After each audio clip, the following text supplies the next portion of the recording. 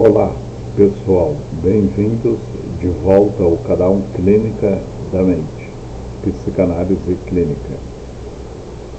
Hoje eu quero conversar com vocês sobre uma coisa que eu vejo muito no consultório, nas redes sociais, nas conversas do dia a dia e provavelmente na vida de muita gente que está assistindo agora, porque algumas pessoas nunca estão satisfeitas. Sabe aquela sensação? A pessoa conquista algo que queria há meses, anos. Um emprego melhor, um carro novo, um relacionamento, uma viagem dos sonhos. Um corpo que ela batalhou para conquistar na academia. E aí, em poucos dias, semanas no máximo, já bate aquele vazio. É só isso? Já era? Porque não sinto nada. Ou pior, logo em seguida, surge uma nova meta, um novo desejo, como se nada nunca fosse suficiente. Parece ingratidão, falta de gratidão, falta de humildade. Muita gente julga assim, mas na psicanálise a gente vai um pouco mais fundo. Isso não é só uma questão de comportamento ou de educação. Tem a ver com a própria estrutura do desejo humano. Vamos lá, passo a passo. Primeiro, Freud já nos mostrava que o ser humano é movido por desejos que nunca se realizam por completo. A satisfação plena é impossível, porque o que a gente realmente busca lá no fundo, no inconsciente, não é exatamente o objeto que a gente pensa que quer. É algo mais. Uma completude que a gente perdeu bem no começo da vida. Mas quem levou isso ao extremo de um jeito brilhante foi Jacques Lacan. Lacan diz que o desejo é desejo do outro. E mais, importante ainda, o desejo é estruturado pela falta. O que isso significa na prática? O ser humano entra na linguagem, entra no simbólico e perde algo. Perde a ilusão de completude que tinha no início, quando era só necessidade e gozo sem barreiras. A partir daí surge uma falta estrutural, uma falta que não é falta de algo específico, mas uma falta constitutiva do sujeito. E aí aparece o famoso objeto A, objeto causa do desejo. Esse objeto A não é um objeto real que a gente pode pegar, abraçar e dizer pronto, agora estou completo. Ele é causa do desejo justamente porque nunca está presente de verdade. É um resto, um resíduo, algo que escapa, que brilha no outro, mas que nunca se deixa capturar inteiramente. Então, quando você conquista algo, um carro, um parceiro, uma promoção, por um momento parece que o objeto A se aproximou. Você sente um gozo, uma excitação, mas logo depois o objeto cai. Ele revela que não era aquilo. O carro vira só um carro. O relacionamento vira rotina. A promoção vira mais responsabilidade. E a falta volta, ainda mais forte, porque o desejo não foi saciado. Ele foi enganado por um tempo. É por isso que algumas pessoas vivem nessa corrida sem fim. Compram, trocam, mudam de emprego, terminam relacionamentos, começam outros, sempre em busca daquela sensação que nunca chega de verdade. Porque o desejo não quer ser satisfeito. O desejo quer continuar desejando. Se o desejo fosse satisfeito de vez, ele morreria. E o sujeito não suporta essa morte do desejo. Prefere a insatisfação permanente a ficar sem desejo nenhum.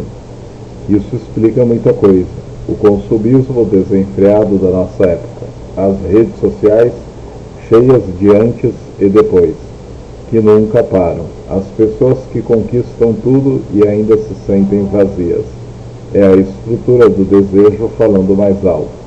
Mas calma, não é uma sentença de infelicidade eterna. Na análise, a gente não promete saciar o desejo, Isso seria impossível. O que a psicanálise pode fazer é ajudar o sujeito a se relacionar de outras formas com essa falta, a deixar de ser escravo dela, a parar de correr atrás de objetos imaginários que prometem completude, e talvez encontrar um jeito de habitar o desejo de forma menos sofrida. Aceitar que a falta faz parte e que é exatamente por causa dela que a gente cria, ama, deseja, vive. Então, se você se reconhece nisso, se sente que nada é suficiente, que sempre falta algo, saiba que não está sozinho e que isso não é defeito seu, é humano, muito humano. E aí você se identifica com isso, já viveu essa sensação de conquistei e agora me conta aqui nos comentários. Quero saber a experiência de vocês.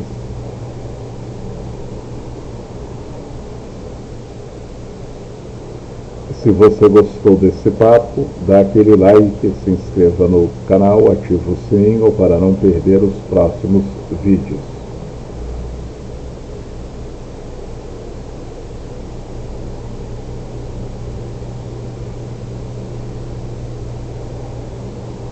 A gente falou sobre por que algumas pessoas nunca estão satisfeitas, sobre essa sensação de vazio que aparece logo depois da conquista. E agora nós vamos aprofundar mais nessa ideia central da psicanálise. O desejo nunca se satisfaz completamente. Então pega o café, senta aí comigo, porque esse papo é daqueles que mexem mesmo com a gente.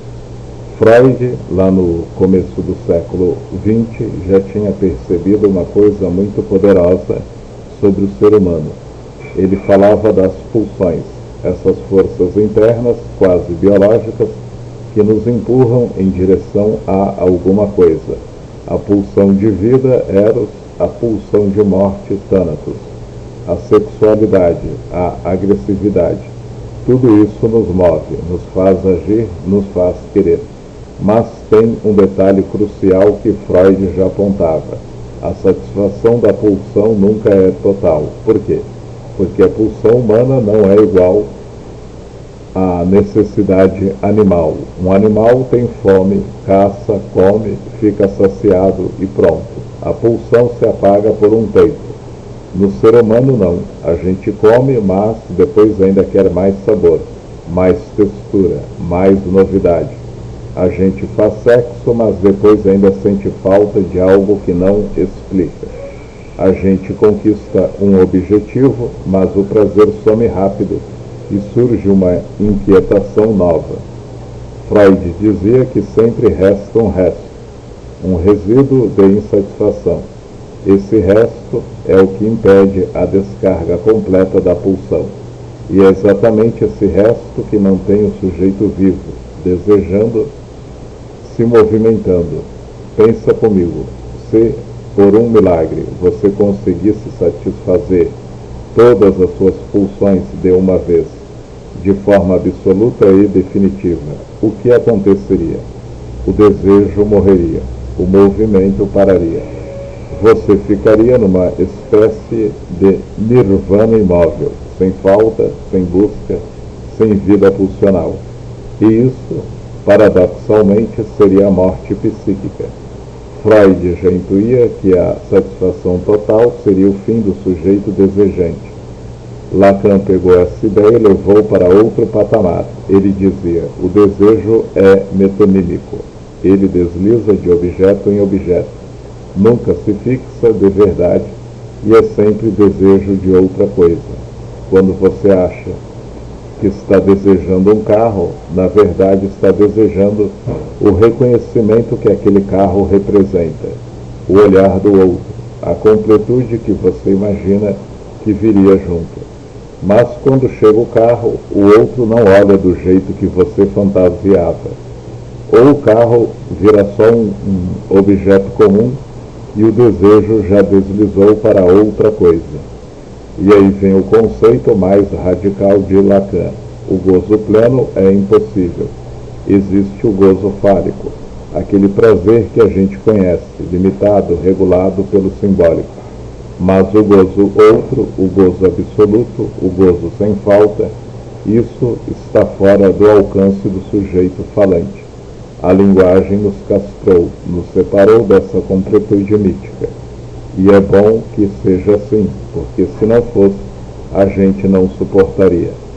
Então, quando a pessoa diz, eu conquistei tudo e ainda me sinto vazio, não é porque ela é ingrata, nem porque nunca vai estar feliz. É porque o vazio é estrutural. A falta não é um defeito a ser consertado, é o motor do desejo.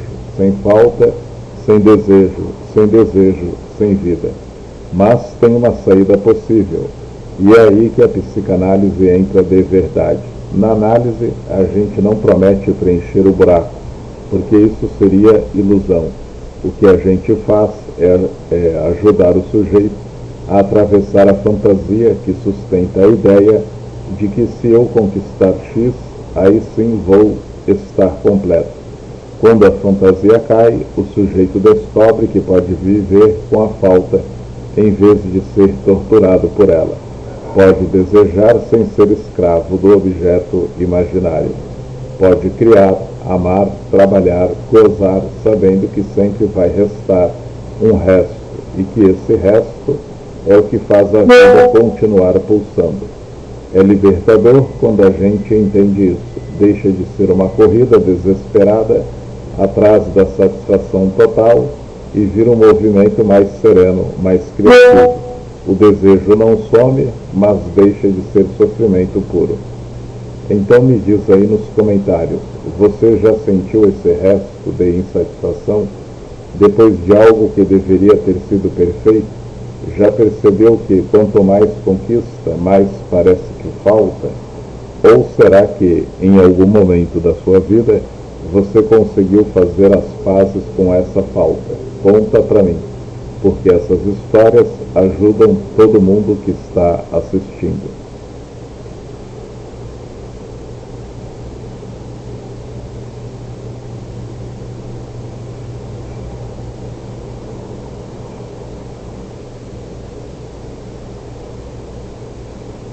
A gente falou sobre como o desejo nunca se satisfaz completamente, sobre esse resto de insatisfação que Freud já apontava nas pulsões. Agora vamos um passo além e falar de algo que acontece o tempo todo na vida real, no consultório, nas redes, na sua casa e na minha, o desejo se desloca. Sabe quando a gente ouve alguém dizer assim, com toda a convicção do mundo, quando eu conseguir esse namoro, aí sim vou ser feliz de verdade. Quando eu tiver dinheiro suficiente para comprar minha casa própria, minha vida vai mudar. Quando eu for promovido, reconhecido, famoso, magro, forte, rico, aí eu vou me sentir completo. E aí o dia chega, o relacionamento começa. A casa é entregue, o salário aumenta, o corpo chega no shape sonhado. E o que acontece? Na maioria das vezes, não é a explosão de felicidade eterna que a pessoa imaginava. Pelo contrário, depois de um tempo curtinho de euforia, bate uma sensação estranha. É só isso, porque ainda sinto que falta alguma coisa. E, rapidinho, o desejo já pulou para outro lugar. Agora preciso de um relacionamento melhor, preciso de uma casa maior, preciso de mais reconhecimento, preciso mudar de cidade, preciso de um filho, preciso viajar mais. O objeto mudou, mas a promessa continua a mesma. Agora sim, vou ficar pleno.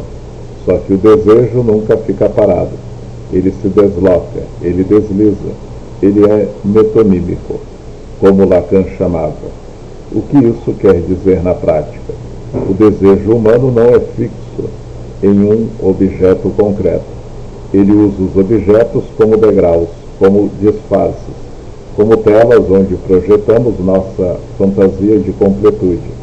Quando o objeto real chega, ele revela que não era o objeto que a gente queria de verdade, era o que aquele objeto representava, o olhar do outro, o reconhecimento, a ilusão de que a falta ia sumir, de que o buraco no peito ia ser tapado.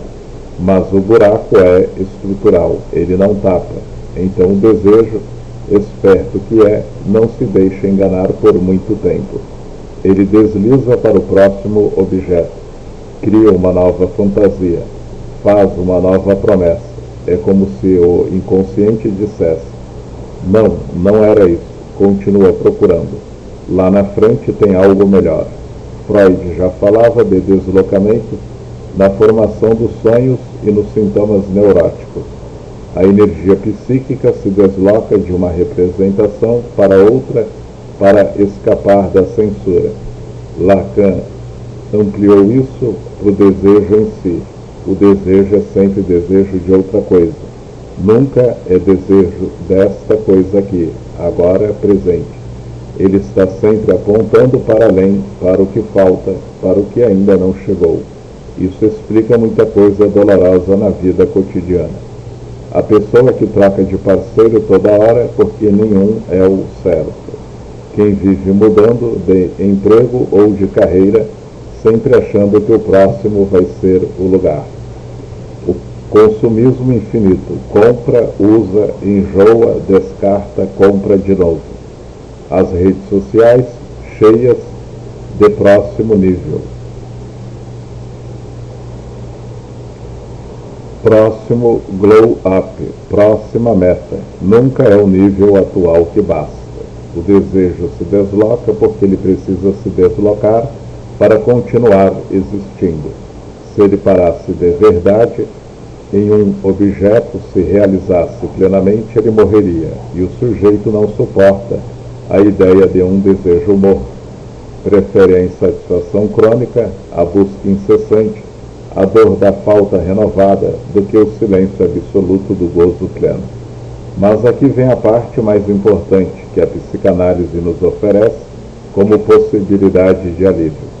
Na análise, a gente não tenta parar o desejo impossível. A gente ajuda o sujeito a perceber o movimento do desejo, a ver que ele desliza, que ele engaja, que ele promete o que não pode cumprir. Quando isso fica claro, a pessoa começa a se relacionar de outro jeito com os objetos. Deixa de ser escrava da ilusão de que o próximo vai resolver tudo. Começa a poder gozar um pouco mais do que já tem, sem exigir que aquilo seja a salvação final.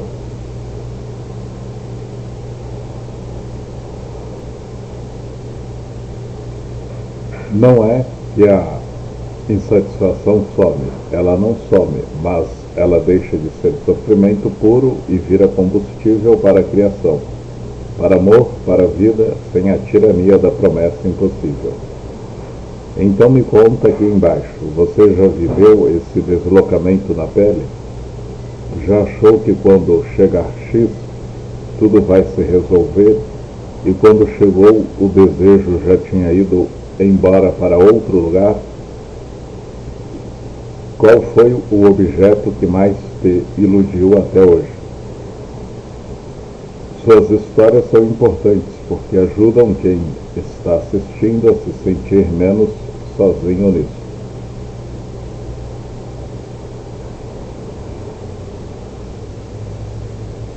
O vazio estrutural do sujeito.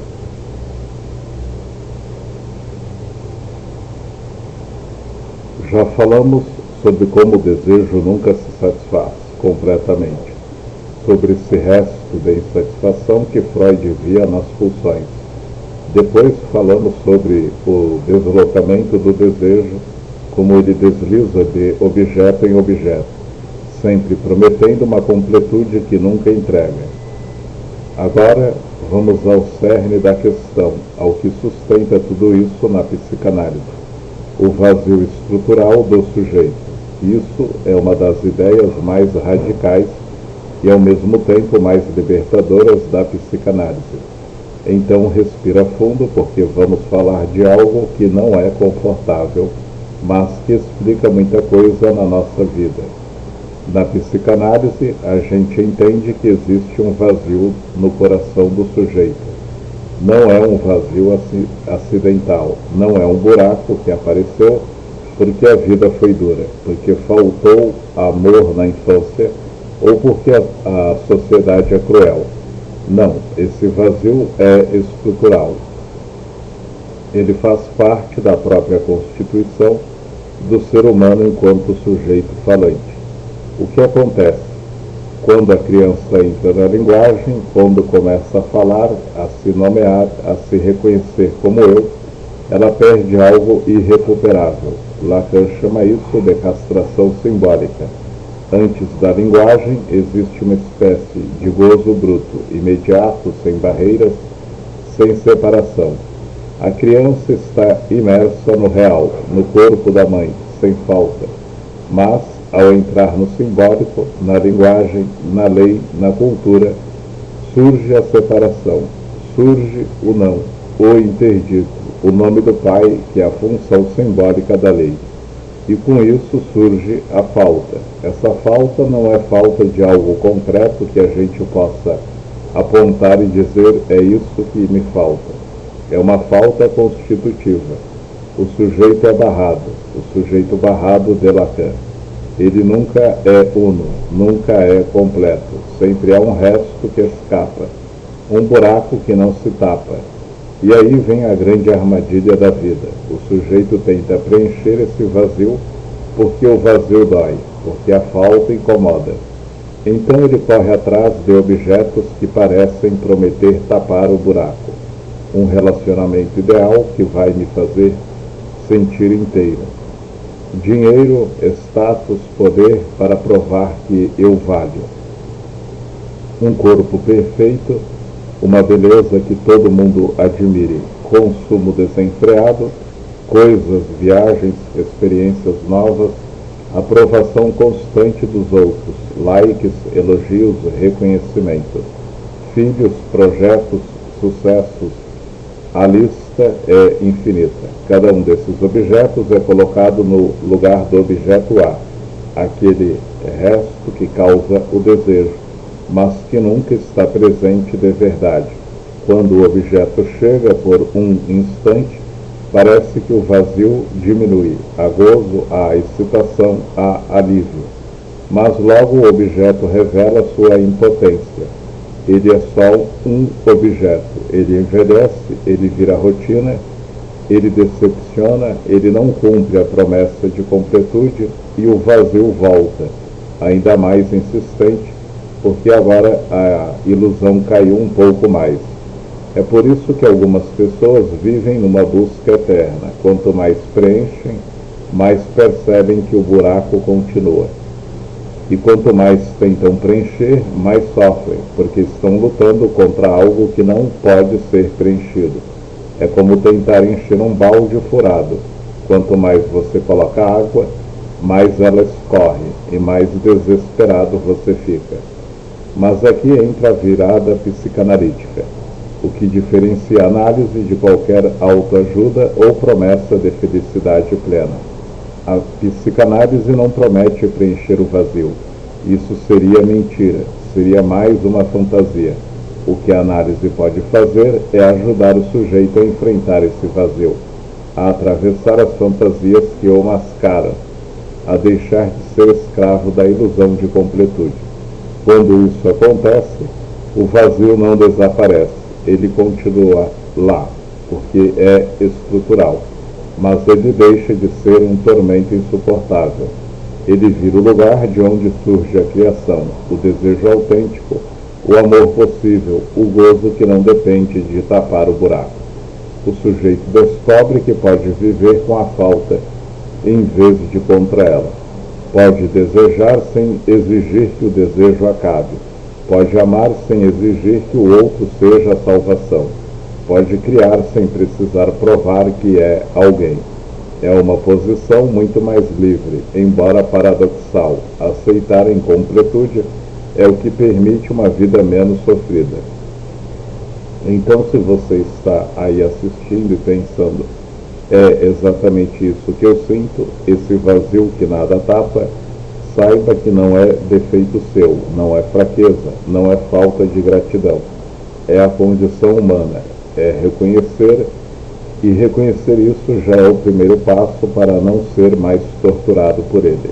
Me conta nos comentários, você já tentou preencher esse vazio com alguma coisa específica, um relacionamento, uma conquista, um vício, um ideal? Como foi? O que aconteceu quando o objeto chegou e o vazio continuou lá? Suas histórias ajudam demais quem está passando pelo mesmo. Vamos trocar isso aqui embaixo. A busca infinita.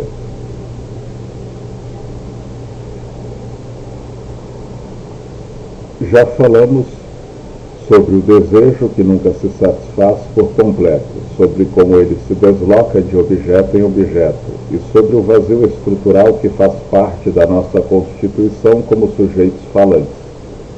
Agora vamos falar de algo que a gente vê o tempo todo na vida real, nas consultas, nas redes, nas famílias, a busca infinita. É exatamente por causa desse vazio estrutural, dessa falta que não se tapa, que muitas pessoas vivem numa espécie de corrida sem linha de chegada.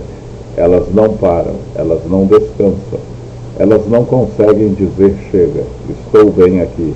E isso se manifesta de formas que todo mundo reconhece. Pessoas que trocam de relacionamentos com uma frequência impressionante. Um termina, já entra em outro. Esse sim vai ser diferente. Mas logo a mesma insatisfação volta. Falta química, falta paixão, falta algo mais. E o ciclo recomeça. Pessoas que mudam de emprego, de carreira, de cidade, de país, repetidamente. Nesse lugar eu não me realizo. Aqui o chefe é ruim, preciso de um ambiente melhor. Chega no novo lugar, dura uns meses e já surge a mesma sensação. Ainda não é isso, o desejo já deslizou para o próximo lugar ideal. Pessoas que nunca estão contentes com o que têm. A casa é pequena demais. Depois que compram a maior, surge, preciso de uma com piscina. O carro é bom, mas logo quero um mais potente. O corpo está em forma, mas preciso definir mais. O salário aumentou, mas ainda não é suficiente para viver como eu mereço. E tem aquelas que acumulam conquistas visíveis. Diploma atrás de diploma, promoção atrás de promoção, viagens atrás de viagens. E ainda sentem que falta algo, sempre falta, como se o próximo passo fosse o que vai finalmente trazer a paz. Muita gente olha para isso de fora e pensa, que ingratidão. Tem tudo e ainda reclama, ou falta gratidão, falta humildade. E sim, às vezes pode ter um pouco disso, mas na imensa maioria das vezes que eu vejo no consultório, não é ingratidão, é sofrimento. É uma tentativa desesperada, inconsciente, de preencher uma falta que não pode ser preenchida com objetos do mundo. Porque a falta é estrutural, ela vem da castração simbólica, da entrada na linguagem, da separação do gozo pleno. Nenhum relacionamento, nenhum emprego, nenhuma casa, nenhum corpo, nenhum like, nenhum filho, nenhuma viagem vai tapar esse buraco. Eles podem aliviar por um tempo, dar um gozo passageiro, criar uma ilusão bonita, mas o objeto cai, sempre cai. E quando cai, a falta volta com força total, exigindo um novo objeto, uma nova promessa. É uma busca infinita porque o desejo precisa ser infinito para não morrer. Se parasse, se encontrasse o objeto definitivo, o sujeito se confrontaria com o vazio nu e cru, e isso é insuportável para a maioria. Então o inconsciente inventa saídas, desloca, projeta, promete, corre. É uma defesa contra o real da falta. Mas essa defesa tem um custo alto. Exaustão, ansiedade crônica, depressão quando as promessas vão se esgotando, relacionamentos descartáveis, solidão disfarçada de movimento constante. A pessoa vive no futuro, quando chegar lá, ou no passado, antes era melhor, mas raramente no presente, porque o presente revela falta e isso dói. A boa notícia, e é por isso que eu faço análise, por isso que eu gravo esses vídeos, é que existe um caminho para sair dessa roda sem fim. Na psicanálise, a gente não promete encher o vazio, ninguém pode. A gente ajuda o sujeito a parar de correr atrás da ilusão de completude, a atravessar as fantasias que sustentam essa busca infinita. Quando isso acontece, o desejo não desaparece. Ele continua existindo porque é parte da vida, mas ele deixa de ser tirânico, deixa de ser sofrimento puro. A pessoa começa a poder habitar o presente, a gozar do que já tem sem exigir que seja tudo, a desejar sem ser possuída pelo desejo. Não é que a insatisfação some, ela não some, mas vira algo suportável, criativo, vivo. A busca infinita pode dar lugar a uma existência mais serena, onde o falta algo não é mais um tormento, mas um lembrete de que estamos vivos, desejantes incompletos, e isso é lindo, de um jeito torto e humano. Então me diz aí nos comentários, você já se pegou nessa busca infinita? Já trocou de relacionamento, de emprego, de meta, achando que o próximo ia resolver? Como foi quando percebeu que o padrão se repetia? Ou será que em algum momento você começou a fazer as pazes com essa falta? Suas histórias são poderosas, elas mostram para quem está assistindo que ninguém está sozinho nisso.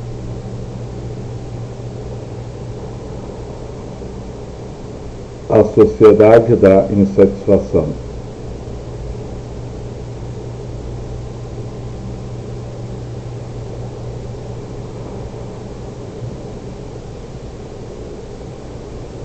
Hoje, vamos olhar para fora, para o mundo em que a gente vive, porque ele não é inocente nessa história. A gente já falou do desejo que nunca se sacia por completo, do deslocamento constante dele, do vazio estrutural que nos constitui como sujeitos e da busca infinita que isso gera. Vamos falar agora de algo que amplifica tudo isso de forma brutal, a sociedade da insatisfação. Vivemos numa cultura que 24 horas por dia nos bombardeia com uma mensagem única e repetitiva. Você merece ser feliz. Você pode ter tudo.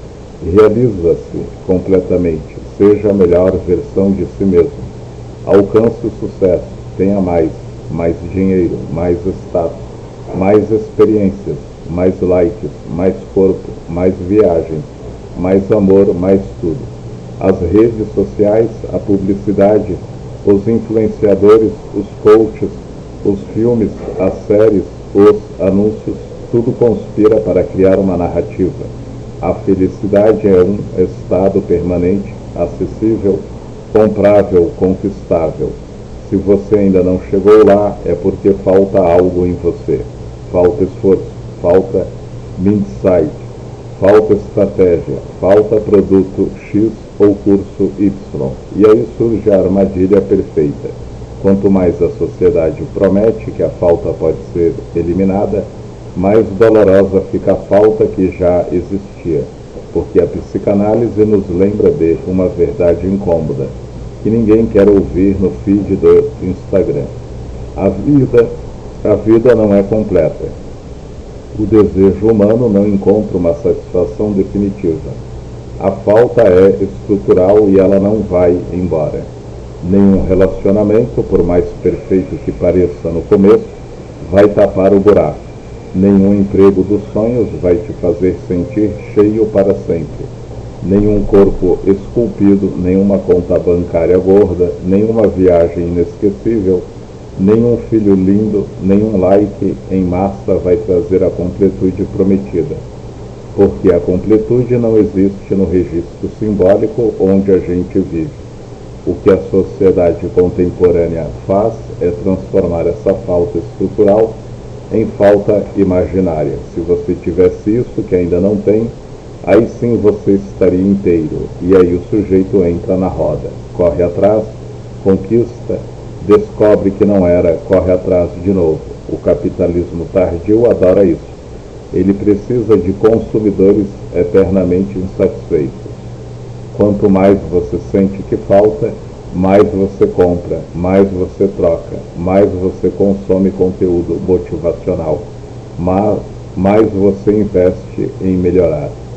É uma sociedade que patologiza a insatisfação natural do ser humano e a vende como problema individual a ser resolvido.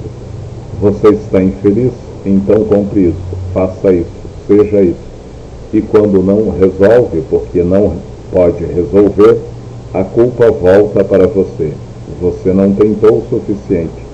Você tem bloqueio mental. Você está sabotando o seu sucesso. Mas a psicanálise vira isso de cabeça para baixo e diz: o problema não é a existência da falta. O problema é a ilusão de que um dia ela desaparecerá. Quando a gente aceita de verdade no fundo da alma que a falta faz parte da condição humana, que o desejo é desejo porque há falta, que a vida é feita de pedaços e não de um todo perfeito, aí a pressão diminui, a cobrança infernal diminui, a comparação constante diminui, a gente para de se torturar por não ter chegado lá, porque lá não existe. Isso não significa virar conformista ou desistir de desejar. Pelo contrário, significa desejar de forma mais livre, desejar sem a tirania da completude, amar sem exigir que o outro seja o remédio para tudo, trabalhar sem achar que o sucesso vai me salvar, gozar sem precisar que seja o gozo absoluto. A sociedade da insatisfação nos vende felicidade como produto final. A psicanálise nos oferece algo mais honesto, a possibilidade de viver bem apesar da falta, ou melhor, graças a ela, porque é a falta que nos faz criar, que nos faz amar, que nos faz questionar, que nos faz humanos. Então, se você está aí sentindo o peso dessa cobrança constante, porque eu ainda não estou feliz, porque nada é suficiente, saiba que não é só você, é a estrutura do desejo somada à máquina cultural que não para de prometer o impossível. Me conta nos comentários, você sente essa pressão da sociedade te cobrando felicidade o tempo todo? Já caiu na armadilha de achar que se eu conquistar X, aí sim? Como tem sido lidar com isso? Suas reflexões aqui ajudam muita gente que está no mesmo barco.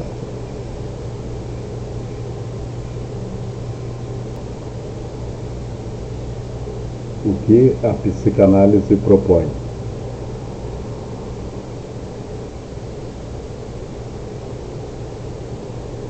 Chegamos no ponto mais importante dessa série toda. Depois de falarmos sobre o desejo que nunca se sacia, o deslocamento constante, o vazio estrutural, a busca infinita e a sociedade que alimenta essa insatisfação sem parar, agora vamos falar do que a psicanálise realmente propõe. Porque até aqui pode parecer que a gente só está pintando um quadro sombrio. Falta, vazio, insatisfação eterna, corrida sem fim. Mas a psicanálise não é uma máquina de desilusão. Ela é, sim, dura com as ilusões, mas exatamente para abrir espaço para algo mais real, mais vivo, mais possível. A psicanálise não promete felicidade permanente. Ela não vende a ideia de que, depois de algumas sessões, ou de um insight mágico, você vai acordar todo dia sentindo um êxtase constante, sem angústia, sem dúvida, sem falta. Isso não existe. Quem promete isso está mentindo ou está vendendo outra fantasia. O que a psicanálise propõe é algo bem diferente e bem mais honesto. Primeiro, que o sujeito reconheça seu desejo, não o desejo que a sociedade dita. Você tem que querer isso, tem que ser assim. Nem o desejo que a fantasia familiar impõe desde cedo, nem o desejo que o marketing inventou. O desejo próprio, singular, inconsciente, muitas vezes escondido atrás de sintomas, repetições, sofrimentos. Na análise a gente vai desvendando o que realmente me move.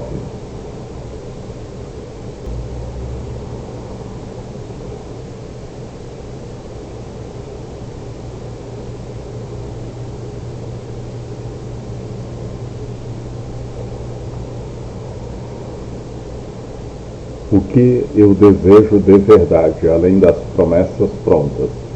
O que ele compreenda o que o move. Por trás de cada sintoma, de cada repetição dolorosa, de cada insatisfação crônica, há uma lógica, há um desejo em jogo, há uma fantasia sustentando tudo. Quando a gente entende isso, não só intelectualmente, mas no corpo, na emoção, na transferência, algo começa a mudar. O sofrimento deixa de ser um castigo aleatório e vira um enigma com sentido. E enigma com sentido já dói menos. Que ele assuma sua própria falta. Essa é a parte mais difícil e mais libertadora. Assumir que a falta não é um erro a ser corrigido, não é uma falha pessoal, não é algo que eu mereço consertar. É a condição de ser sujeito falante. Assumir a castração simbólica não é se conformar com a miséria, é parar de brigar contra o impossível. É dizer sim, há um buraco e ele não vai sumir, mas eu posso viver com ele, em torno dele, graças a ele. Quando isso acontece, e não é de uma hora para outra, é um processo lento, às vezes doloroso, mas profundo, o sujeito para de correr atrás da ilusão de uma satisfação total. Ele para de colocar no outro, no objeto, no sucesso, na próxima conquista, a responsabilidade de tapar o vazio. Ele para de ser escravo da promessa impossível. E aí começa a construir uma relação mais verdadeira com seu próprio desejo. Deseja sem exigir que o desejo acabe na realização absoluta. Ama sem exigir que o outro seja a completude. Trabalha, cria, goza sem precisar que isso prove que eu sou alguém. Vive o presente sem fugir para o quando eu tiver, ou se eu tivesse tido. Suporta melhor as quedas, as perdas, as decepções, porque sabe que elas não são o fim do mundo, mas parte do movimento do desejo. Não é que a insatisfação desaparece. Ela continua existindo, porque faz parte da estrutura. Mas ela deixa de ser sofrimento paralisante e vira motor. O desejo vira menos tirânico, mais criativo. A vida ganha contornos mais singulares, menos padronizados pela ilusão coletiva. Freud dizia que o objetivo da análise é transformar a miséria esférica em sofrimento comum. Lacan falava em atravessar a fantasia e encontrar um modo de gozar diferente. O que isso quer dizer na prática? Que você pode chegar a um ponto em que a falta não te paralisa mais. Você pode desejar, perder, conquistar, cair, levantar e continuar vivo, pulsando sem precisar que tudo seja perfeito para valer a pena. Então, se você chegou até aqui nessa série e está pensando, é isso que eu quero, parar de correr e começar a viver de verdade com o que sou, saiba que a psicanálise existe exatamente para isso, não para te consertar, mas para te ajudar a se encontrar no meio da própria falta. Me conta nos comentários o que você mais sente falta na sua vida hoje, o que você acha que se resolvesse te faria finalmente feliz.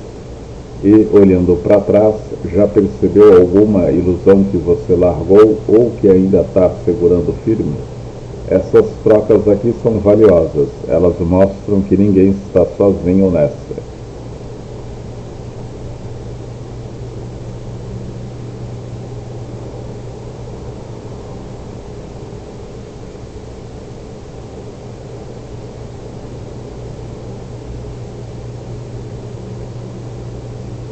Agora vamos trazer alguns exemplos práticos de como a análise funciona na vida real, porque até agora a gente falou bastante da teoria, o desejo que não se sacia, o deslocamento, o vazio estrutural, a busca infinita, a sociedade que alimenta tudo isso e, por fim, o que a psicanálise propõe. Mas teoria sem chão, na realidade, fica meio abstrata, né? Então vamos descer para o concreto. Vou trazer 3 exemplos bem reais, claro, com nomes e detalhes alterados para preservar o sigilo absoluto, que eu vejo com frequência no consultório. São casos que mostram como o sujeito vai atravessando a fantasia, reconhecendo o desejo e assumindo a falta, e como tudo isso muda a vida dele. Exemplo 1. A mulher que trocava de parceiro todo ano.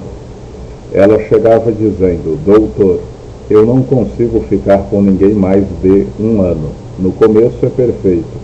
Paixão louca, sinto que é o cara. Mas depois de uns meses começa a faltar algo. Ele não me entende, não me valoriza o suficiente. A química some, aí termino e logo encontro outro. E o ciclo recomeça.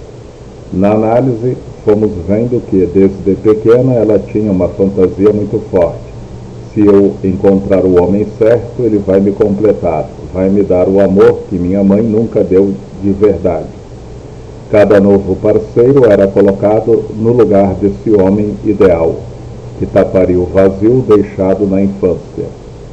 Com o tempo, ela começou a perceber o padrão. O desejo se deslocava sempre para o próximo, porque nenhum homem real conseguia sustentar a fantasia de completude. Quando ela conseguiu dizer: eu quero um parceiro, sim, mas ele não precisa ser minha salvação, algo mudou. Ela parou de terminar relacionamentos na primeira decepção. Começou a negociar, a conviver com as imperfeições do outro, e paradoxalmente os relacionamentos duraram mais e foram menos sofridos. A falta continuou lá, mas deixou de ser motivo para fuga constante. Exemplo 2. O homem que acumulava diplomas e promoções. Ele tinha 38 anos, MBA nos Estados Unidos, 2 mestrados, cargo de diretor numa multinacional, salário alto, e chegava na sessão dizendo: eu conquisto tudo que eu planejo, mas nunca sinto que cheguei. Sempre penso, se eu pegar o próximo cargo, aí sim vou me sentir realizado. Mas quando chega lá, o vazio continua igual. Na análise, vimos que ele repetiu uma cena antiga. O pai dele, muito exigente, nunca elogiava de verdade. Você pode ser melhor, era o lema. O sujeito então criou uma fantasia: se eu for o melhor do mundo, o pai ou o outro finalmente vai me reconhecer e eu vou me sentir inteiro. Cada conquista era uma tentativa de tapar essa falta de reconhecimento primordial. Mas como o outro nunca responde plenamente, a satisfação nunca chegava. Quando ele conseguiu atravessar essa fantasia, percebeu que o pai não ia dar o elogio que ele queria e que ele não precisava mais provar nada para ninguém. Parou de correr atrás do próximo degrau como se fosse a salvação. Continuou trabalhando, sim, mas com menos angústia. Começou a gozar mais do que já tinha conquistado, sem precisar que fosse o topo absoluto. Exemplo 3. A jovem que vivia de dieta em dieta e academia obsessiva. Ela tinha 27 anos, corpo perfeito, para as redes sociais, milhares de seguidores, mas dizia: eu emagreço, fico no shape dos sonhos. Posto foto e nada, ainda me sinto feia, insuficiente. Daí eu volto para a dieta mais restrita, treino mais pesado. É um ciclo sem fim. Na análise, emergiu uma fantasia muito clara. Se meu corpo for perfeito, eu vou ser amada, desejada, aceita. Como nunca fui na adolescência, quando sofri bullying. O corpo era o objeto que supostamente taparia a falta de aceitação. Com o tempo, ela foi percebendo que mesmo no auge da forma física, o vazio continuava, porque o que ela queria não era só um corpo bonito, era o olhar incondicional do outro. Quando ela assumiu que esse olhar perfeito não existe, nem no espelho, nem nos likes, nem no parceiro, parou de se torturar com dietas extremas. Continuou cuidando do corpo, mas sem a tirania de preciso ser impecável para valer algo. O desejo de se cuidar permaneceu, mas sem o sofrimento de nunca é suficiente. Esses são só exemplos, mas mostram o movimento típico da análise: reconhecer o padrão repetitivo, desvendar a fantasia que sustenta o sofrimento, atravessar a ilusão de que algo externo vai tapar o buraco, assumir a falta como parte da vida, construir uma relação mais livre e menos sofrida com o desejo. Não é mágica, não é rápido, não elimina a falta, mas permite viver com ela de um jeito que dói menos e goza mais. E você se identifica com algum desses exemplos? Já viu na sua vida um padrão que se repete e que no fundo é uma tentativa de preencher algo que não tapa? Me conta aqui embaixo, sem medo de julgamento. Esse espaço é seguro.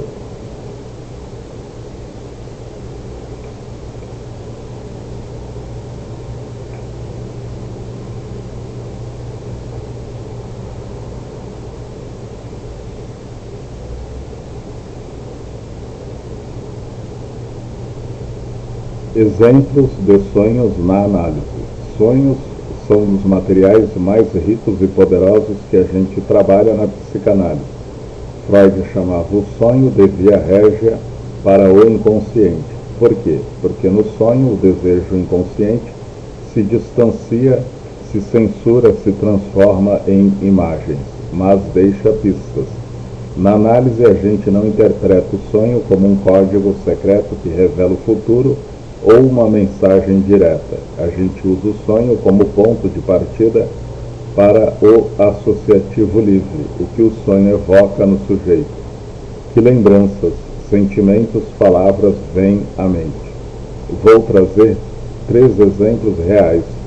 Novamente nomes, detalhes e elementos alterados para total sigilo, que mostram como um sonho pode abrir portas para entender o desejo, a fantasia e a falta em jogo. Exemplo 1. O sonho da chave perdida. Uma paciente de uns 35 anos chega e conta: sonhei que eu tinha uma chave enorme, antiga de ferro. Era a chave da minha casa de infância. Eu sabia que era importante, mas quando cheguei na porta, a chave não entrava na fechadura. Eu forçava, girava, nada. Aí eu olhava para o lado e via que a porta já estava aberta, mas eu continuava tentando forçar a chave. Associações dela: casa de infância, igual lugar onde se sentia protegida, mas também sufocada pela mãe controladora. Chave igual algo que ela achava que precisava para entrar na vida adulta, para se sentir segura. Porta aberta igual talvez a vida já esteja acessível, mas ela insiste em usar a chave antiga. No processo fomos vendo que a chave representava uma fantasia de controle total. Se eu tiver a chave certa, o parceiro certo, o emprego certo, o corpo certo, eu entro e fico segura para sempre. O sonho mostrava o contrário. A porta já está aberta, mas ela prefere ficar na angústia da chave que não funciona. Isso abriu um caminho enorme para ela questionar, porque insistia em chaves que não abriam mais nada, relacionamentos que repetiam o controle materno, empregos que davam segurança, mas sufocavam o desejo. Exemplo 2. O sonho do trem que não para. Um homem de 42 anos, executivo, sonhou. Eu estava num trem lotado. O trem andava muito rápido. Eu queria descer numa estação específica, mas ele não parava. Eu puxava o freio de emergência, gritava para o maquinista. Nada. As estações passavam voando. No final, o trem chegava num lugar deserto, escuro, e eu ficava sozinho no vagão vazio. Associações. Trem igual vida correndo, carreira acelerada, estação desejada. Igual família, tempo com os filhos, uma vida mais lenta. Freio de emergência igual tentativas de parar, férias que cancelava, fins de semana trabalhando. Lugar deserto igual medo de parar e se confrontar com o vazio. Esse sonho foi crucial porque revelou o medo inconsciente de que, se parasse a corrida, nada restaria. O vazio estrutural viria à tona sem disfarce. Ele estava usando o trabalho como defesa contra a falta. Quando começou a associar isso com a infância, pai que trabalhava demais e nunca estava presente, ele pôde começar a reduzir a velocidade na vida real, recusar projetos extras, passar mais tempo com os filhos. O desejo de parar apareceu, mas sem o pânico total. Exemplo 3. O sonho da criança que não chora. Uma mulher jovem, 28 e 29 anos. Sonhei que eu tinha um bebê no colo. Ele era lindo, mas não chorava nunca. Eu tentava fazer ele chorar. Beliscava de leve, balançava forte. Gritava, chora, por favor. Nada. Ele só me olhava fixo, sem expressão. Aí eu comecei a chorar eu mesma, desesperada. Associações. Bebê igual parte dela mesma. Talvez a criança interior.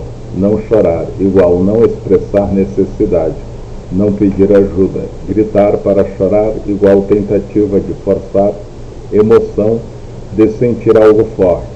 Ela chorando no final, igual o choro que ela mesma não permitia. Na análise, isso conectou com uma história de infância em que expressar tristeza ou raiva era visto como fraqueza. Ela cresceu forte e independente, mas pagando com uma anestesia emocional. O sonho mostrava o desejo inconsciente de chorar, de se permitir a falta, a vulnerabilidade. Depois desse sonho, ela começou a chorar nas sessões, algo que nunca tinha feito. E com o choro veio mais vida, mais desejo sexual, mais raiva legítima, mais pedidos ao outro. A falta deixou de ser negada e virou algo que podia ser habitado. Esses sonhos não explicam tudo sozinhos. Eles são como uma porta entreaberta. O sujeito entra por ela com as associações. E aí o inconsciente fala. O analista não dá a interpretação pronta. Ele acolhe, pergunta, devolve o enigma para o sujeito trabalhar. E você já lembrou de algum sonho recorrente ou marcante na sua vida? Algo que volta ou que te deixou inquieto? Me conta aqui nos comentários. Às vezes, só colocar em palavras já começa a mexer com a gente.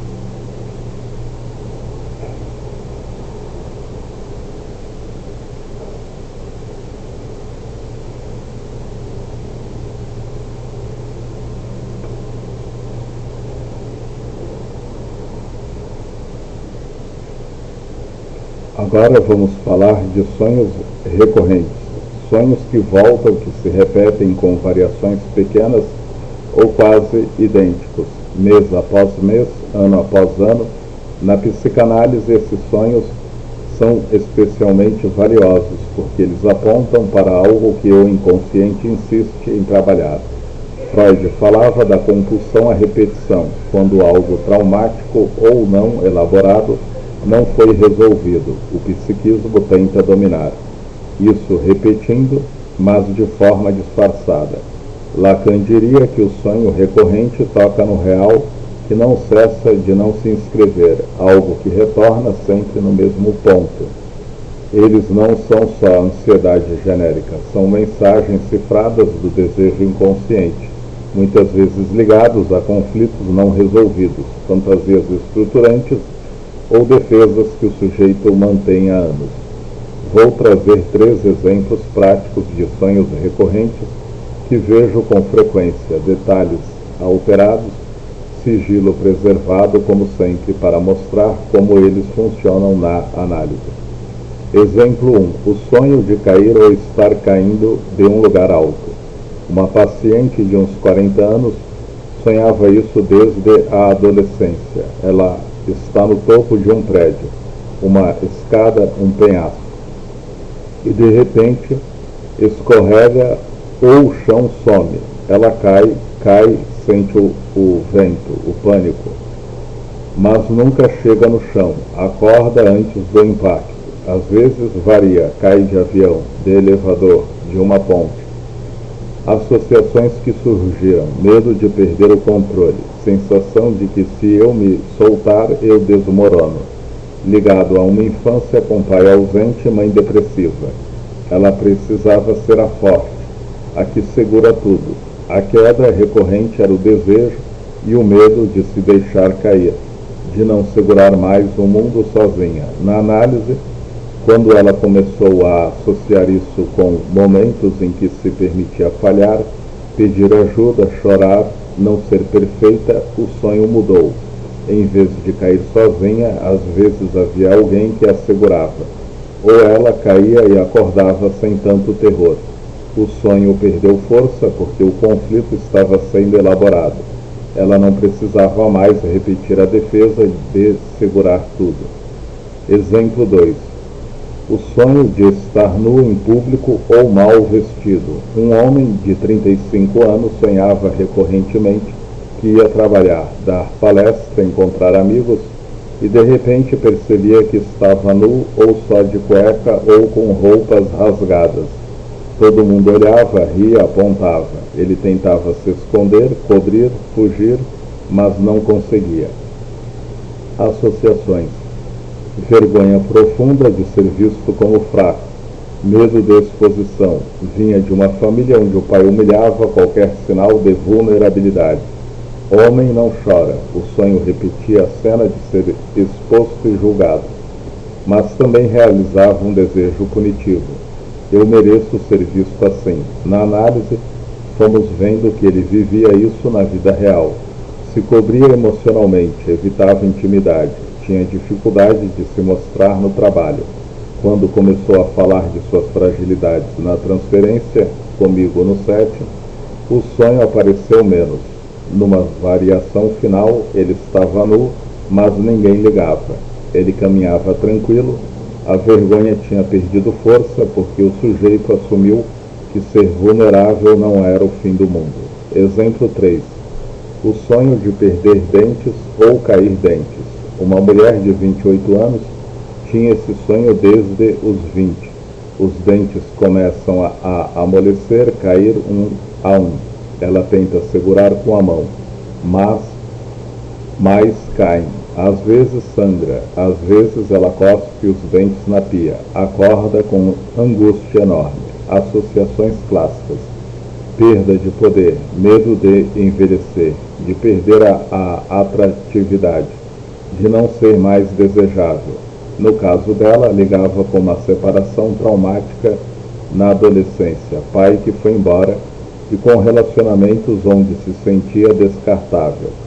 Freud via dentes caindo como castração simbólica. Lacan poderia ligar ao objeto A que escapa. Na análise, o sonho recorrente apontava para o medo de perder o valor aos olhos do outro. Quando ela começou a questionar por que eu preciso ser perfeita para ser amada, e a elaborar a perda do pai sem se culpar, o sonho mudou. Os dentes caíam, mas ela os recolhia calmamente, ou novos cresciam. O pânico diminuiu porque a fantasia de eu perder algo, eu perco tudo, estava sendo atravessada. Esses sonhos recorrentes funcionam como um sintoma. Eles repetem porque o desejo não foi satisfeito nem renunciado. Na análise, a gente não interpreta de cara, isso significa X. A gente deixa o sujeito associar livremente, ligar o dia anterior à transferência à história. Aos poucos, o sonho perde a compulsão ou se transforma, mostrando que algo se moveu no inconsciente. E você tem algum sonho que volta sempre na sua vida? Cair, ser perseguido, perder algo importante, estar atrasado para sempre? Me conta aqui nos comentários. Só descrever já começa a mexer. Muitos dizem que depois de contar, o sonho muda ou some por um tempo.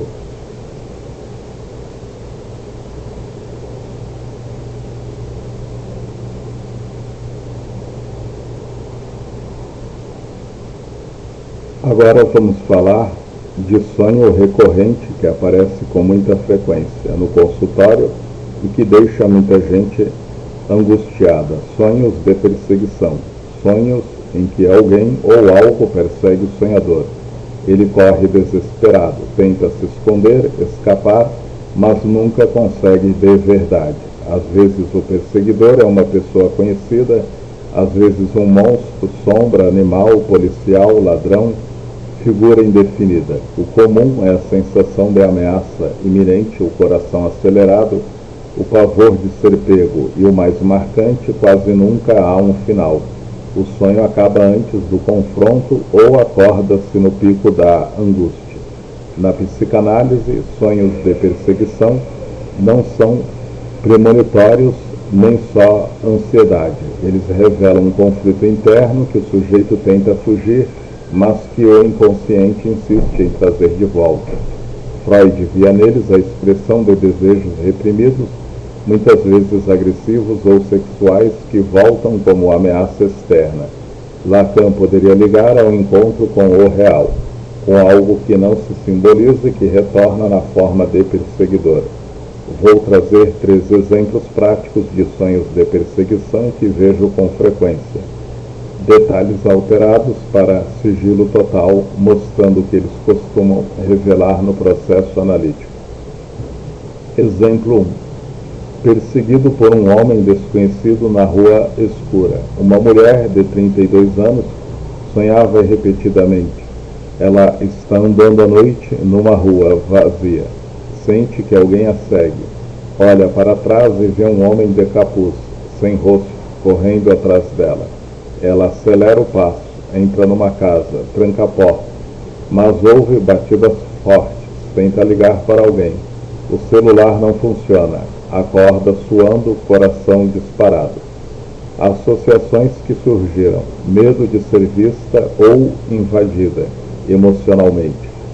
Ligava com uma infância em que o pai era imprevisível, às vezes carinhoso, às vezes explosivo. O perseguidor sem rosto representava esse outro imprevisível que ela tentava escapar na vida adulta. Relacionamentos onde se sentia vigiada, controlada ou onde tinha medo de se aproximar demais. Na análise, quando ela começou a falar da raiva que sentia pelo pai e que projetava nos parceiros, o sonho mudou. Numa variação, ela parava de correr, virava-se e gritava com o perseguidor. O pavor diminuiu porque o desejo agressivo de confrontar estava sendo assumido em vez de ser fugido. Exemplo 2. Perseguido por policiais ou autoridade. Um homem de 38 anos sonhava. Ele está dirigindo, comete uma infração pequena, passar no farol vermelho, por exemplo, e de repente sirenes, luzes, carros de polícia o perseguem. Ele acelera, entra em ruas estreitas, tenta despistar, mas eles sempre o alcançam. Às vezes ele é preso, às vezes acorda antes. Associações: culpa constante, sensação de ser pego no flagra, vinha de uma educação rígida, com mãe muito moralista que o punia por qualquer desvio, mesmo pequeno. O perseguidor policial representava o superior severo interno. Você não pode errar. Se errar, vai ser punido. Na vida real, ele vivia isso com perfeccionismo no trabalho e dificuldade de se permitir prazer, sexo, lazer, descanso. Quando na análise ele começou a questionar essa instância punitiva, por que eu me persigo tanto? Os sonhos de perseguição diminuíram. Numa versão posterior, ele parava o carro, descia e conversava calmamente com o policial, que às vezes até sorria. A autoridade interna perdeu força quando ele parou de se culpar tanto. Exemplo 3. Perseguido por uma figura monstruosa ou sombra. Uma jovem de 25 anos sonhava. Ela está em casa sozinha. Ouve barulhos, abre a porta e vê uma sombra enorme, sem forma definida, vindo atrás dela. Corre pelos corredores, entra em quartos, se esconde debaixo da cama, mas a sombra sempre a encontra. Às vezes ela sente que a sombra é parte dela mesma, como se quisesse entrar no corpo dela. Associações, pavor de algo dentro de si que não controla. Impulsos sexuais intensos que ela reprimia desde a adolescência por vergonha familiar. A sombra era o retorno do reprimido, desejo que ela tentava fugir, mas que insistia. Na análise, quando ela começou a falar desses desejos sem tanto julgamento, inclusive na transferência, o sonho evoluiu. A sombra parava de persegui-la e, em alguns casos, se aproximava de forma menos ameaçadora. O que antes era terror virou curiosidade. Ela parou de correr do próprio desejo e começou a habitá-lo. Esses sonhos de perseguição mostram uma defesa clássica, projetar para fora, no perseguidor, um conflito interno que o sujeito não suporta assumir. O inconsciente repete a cena para tentar elaborar o que foi recalcado. Na análise, o caminho é parar de fugir no sonho e na vida, e virar-se para o que persegue, reconhecer o desejo, a raiva, a culpa, o gozo proibido que está por trás. E você, já teve sonhos de perseguição recorrentes? Quem ou o que te perseguia? Como você se sentia ao acordar? Me conta aqui nos comentários. Muitos dizem que só de compartilhar o sonho já perde um pouco da força.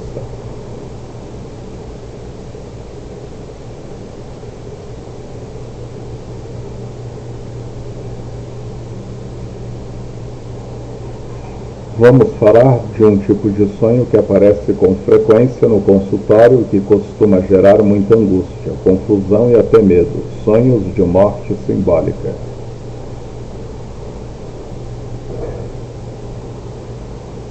Sonhos em que o sonhador morre, é morto, vê a própria morte, assiste ao próprio enterro, cai em um abismo sem fim, ou presencia a morte de alguém muito próximo, pai, mãe, parceiro, filho, de forma dramática e simbólica. Muita gente acorda pensando: isso é premonição? Eu vou morrer? Alguém próximo vai morrer? A resposta psicanalítica curta é: não, quase nunca é literal. A morte nos sonhos é, na imensa maioria das vezes, simbólica. Ela representa transformações, fins de ciclos, mortes psíquicas, castrações, perdas de identidade ou desejos inconscientes de mudança radical.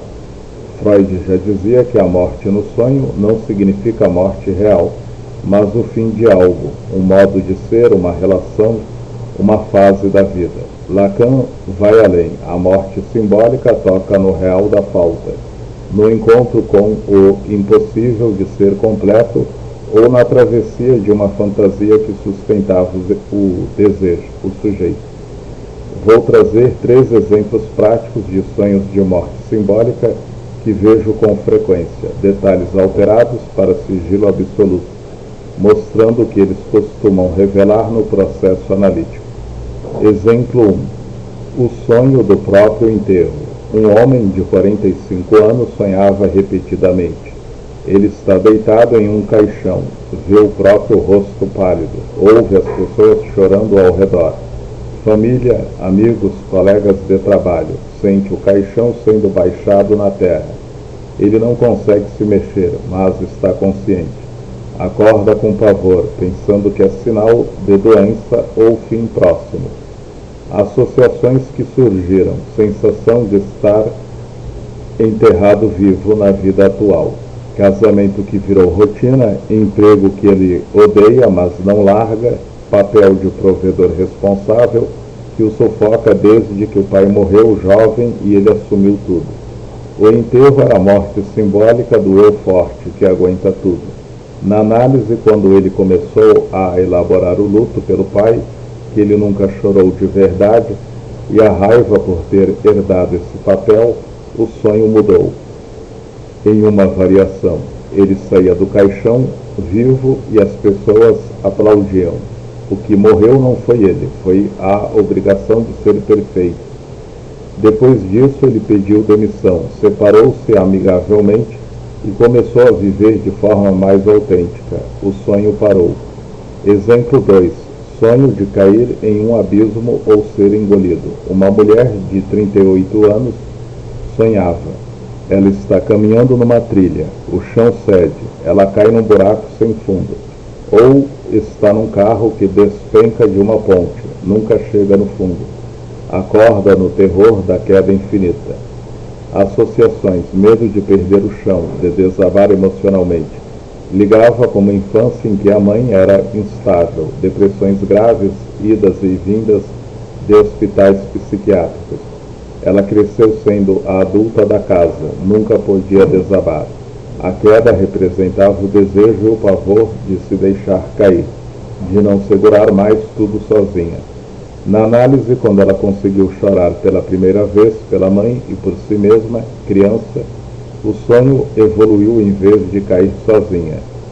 Às vezes havia uma corda ou alguém que a puxava. O abismo deixou de ser infinito porque ela começou a assumir que podia cair, sentir, pedir ajuda sem se destruir. Exemplo 3. Morte do outro significativo, pai, mãe, parceiro. Um jovem de 29 anos sonhava. Viu o pai vivo na realidade, morto em uma cama de hospital, ou atropelado, ou caindo de um prédio. Ele tentava salvar, gritava, mas chegava tarde. Acordava chorando ou com culpa enorme. Associações, ambivalência profunda com o pai, admiração misturada com raiva, por críticas constantes na infância. O sonho realizava um desejo inconsciente. Se ele morresse, eu ficaria livre dessa cobrança eterna. Mas também puni o sujeito com culpa. Eu desejei isso. Na análise, quando ele conseguiu falar da raiva sem se sentir um monstro e elaborar o luto antecipatório pelo pai que estava envelhecendo, o sonho perdeu intensidade. Numa versão posterior, o pai morria, mas ele chorava de forma mais serena, sem pânico. A morte simbólica do pai autoritário permitiu que ele se tornasse mais independente sem precisar matar o pai de verdade. Esses sonhos de morte simbólica são, na verdade, sonhos de transformação. Algo precisa morrer para que algo novo nasça. Uma identidade antiga, uma defesa rígida, uma fantasia de completude, um laço tóxico. O inconsciente usa a imagem da morte porque ela é a metáfora mais forte que temos para fim absoluto. Mas o que morre quase nunca é a vida biológica. É uma parte do sujeito que já não serve mais, ou que nunca serviu. Se você tem sonhos assim, acorda aterrorizado, saiba que não é presságio. É o inconsciente pedindo atenção para uma mudança que está pedindo passagem. E você já teve sonho de morte, sua ou de alguém próximo que te marcou? Como foi ao acordar? Me conta aqui nos comentários. Compartilhar já alivia um pouco o peso e ajuda quem está passando pelo mesmo.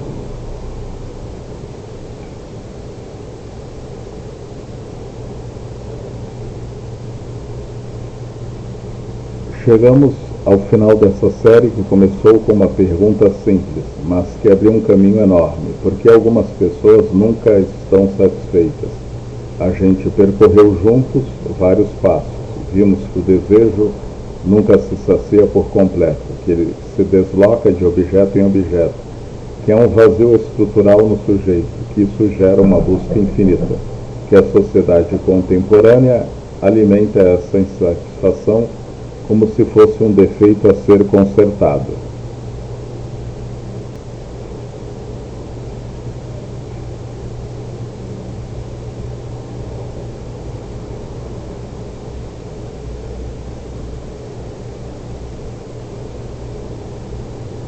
Vimos que o desejo nunca se sacia por completo, que ele se desloca de objeto em objeto, que há um vazio estrutural no sujeito, que isso gera uma busca infinita, que a sociedade contemporânea alimenta essa insatisfação como se fosse um defeito a ser consertado, e que a psicanálise propõe exatamente o oposto: reconhecer o desejo, compreender o que nos move, assumir a falta como parte da vida. E agora, no encerramento, eu quero deixar uma reflexão que para mim resume tudo isso.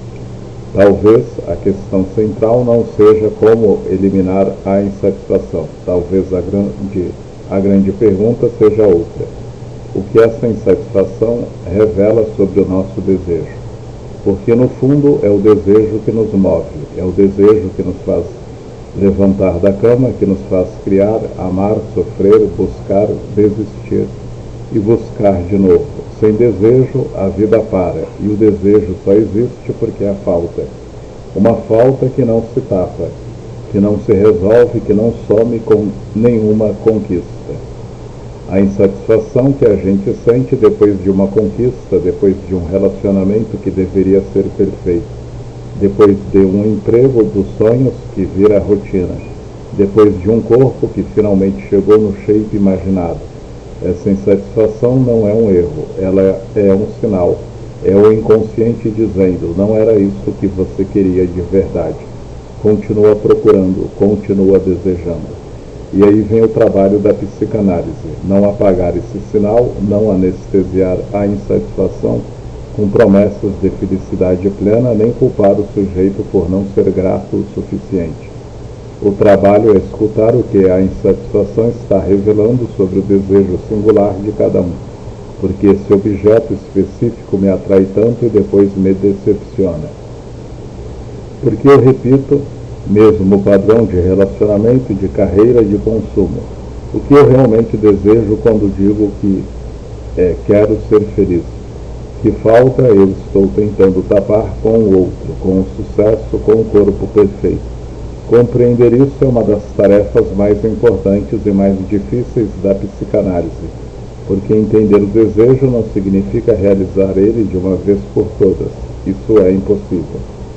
Significa habitar ele de forma menos sofrida. Significa parar de ser escravo da ilusão de completude e começar a gozar do que é possível, desejar sem exigir que o desejo acabe, amar sem exigir que o outro seja a salvação, viver sem precisar que a vida seja um conto de fadas sem buracos. A insatisfação, quando ouvida, vira bússola.